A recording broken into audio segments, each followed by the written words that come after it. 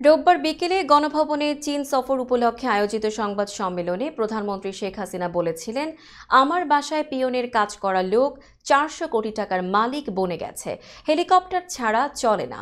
এই তথ্য গণমাধ্যমে প্রকাশের পর থেকেই দেশ জুড়ে তোলপাড় শুরু হয়। এরপরই জাহাঙ্গীর আলমের ব্যাংক হিসাব জব্দের নির্দেশ দেয়া হয়। প্রধানমন্ত্রী শেখ হাসিনার বাসার সাবেক পিয়ন জাহাঙ্গীর আলম, তার স্ত্রী কামরুন নাহার ও তাদের স্বার্থ সংশ্লিষ্ট প্রতিষ্ঠানের ব্যাংক হিসেব জব্দ করার নির্দেশ দিয়েছে বাংলাদেশ ব্যাংক।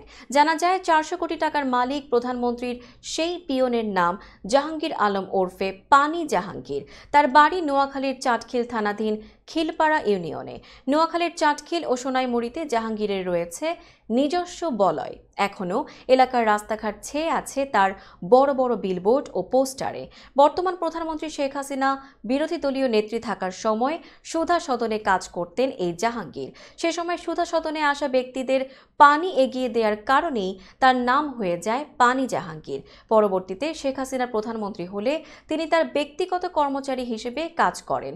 জাহাঙ্গীর আলম দ্বাদশ জাতীয় নির্বাচনে নৌকা পেতে লড়াই করেছেন, তবে নৌকা প্রতীক না পেয়ে নির্বাচনের ঘোষণা দিলেও শেষে প্রত্যাহার করে নেন প্রার্থিতা প্রত্যাহারের আগ মুহূর্তে তাকে নিয়ে প্রধানমন্ত্রীর কার্যালয় থেকে বিশেষ বিজ্ঞপ্তি দেয়া হয়েছিল।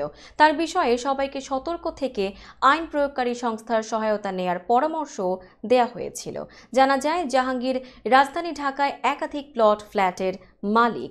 ধানমন্ডিতে স্ত্রীর নামে 2500 বর্গফুটের একটি ফ্ল্যাট কিনেছেন। এছাড়া নোয়াখালীর মাইজদি শহরের হরিনারায়ণপুরে তার 8 তলা একটি বাড়িও রয়েছে, সেটিও তার স্ত্রীর নামেই। সংসদ সদস্য হওয়ার জন্য তিনি নোয়াখালীতে বিপুল অর্থ খরচ করেছেন।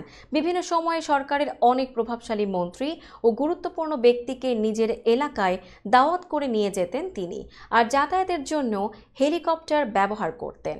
আরও জানা যায়, ধানমন্ডিতে আলিশান ফ্ল্যাট ছাড়াও রাজধানীর মোহাম্মদপুর ও নিউ মার্কেটে 2টি দোকান রয়েছে তার। এর বাইরেও ঢাকার মিরপুরে একটি 7 তলা ভবন ও 2টি ফ্ল্যাট রয়েছে।